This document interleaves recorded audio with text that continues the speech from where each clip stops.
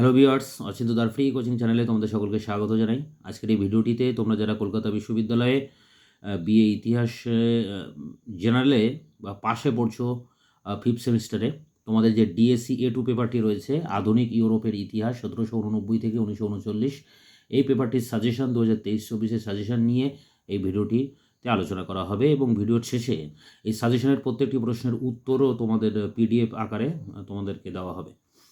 এর আগে আমি এই ডিএসসি A2 পেপারটির সাজেশন নিয়ে একটি ভিডিও করেছিলাম, কিন্তু নতুন করে আবার এই ভিডিওটি করতে হচ্ছে এই কারণে যে এই সাজেশনের উত্তরগুলিও আগে দেওয়া হয়নি। এখন দেওয়ার জন্য তোমাদেরকে প্রোভাইড করার জন্য আমি এই ভিডিওটি আবার নতুন করে করছি। দেখে নেওয়া যাক আগে আমাদের সাজেশন কী আছে, তারপরে আমরা উত্তরের প্রসঙ্গে আসব। দেখো, সাজেশন 2023-24 গ্রুপ এ 20 নম্বরের প্রশ্ন আসবে, দুটি লিখতে হবে। ফরাসি বিপ্লবের সংগঠনে ফরাসি দার্শনিকরা কতখানি দায়ী? ফরাসি সংবিধান সভা কার্যাবলী সীমাবদ্ধতা। ফরাসি বিপ্লবের পিছনে পূর্ব রাজবংশ কতটা দায়ী ছিল?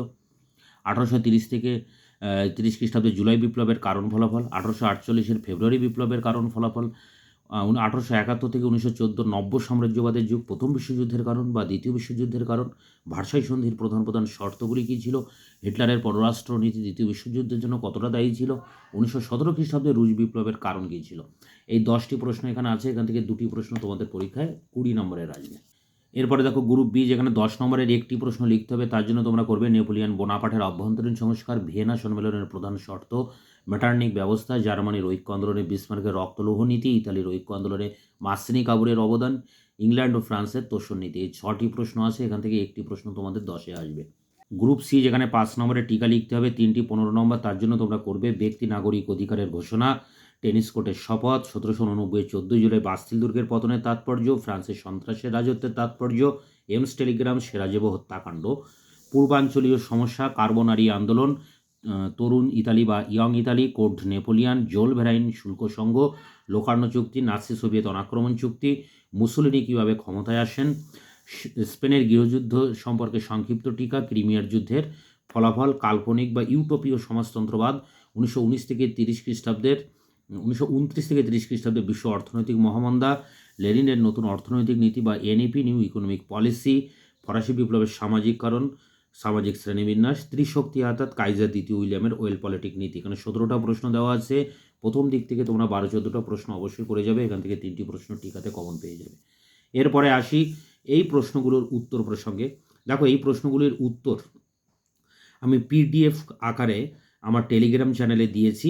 তোমরা আমার ইউটিউব চ্যানেলের ডেসক্রিপশন বক্সে তার লিঙ্ক দেওয়া আছে টেলিগ্রাম চ্যানেলের। সেখানে গিয়ে ক্লিক করলেই তোমরা টেলিগ্রাম চ্যানেলে যেতে পারবে এবং সেখানে গিয়ে টেলিগ্রাম চ্যানেলটি তোমরা সাবস্ক্রাইব করবে। সাবস্ক্রাইব নাও করতে পারো টেলিগ্রাম চ্যানেল, সেখানে গেলেই তোমরা তার PDFটি নিচে পেয়ে যাবে।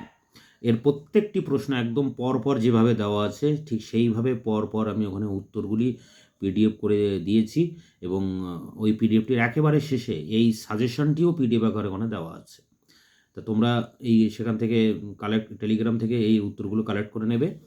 এর পরবর্তীতে আরও নিত্য নতুন আপডেট পেতে বা তোমাদের বিভিন্ন ধরনের সাজেশন পেতে আমার চ্যানেলটিকে অবশ্যই তোমরা সাবস্ক্রাইব করে রাখবে এবং বন্ধুদের কাছে পারলে শেয়ার করবে।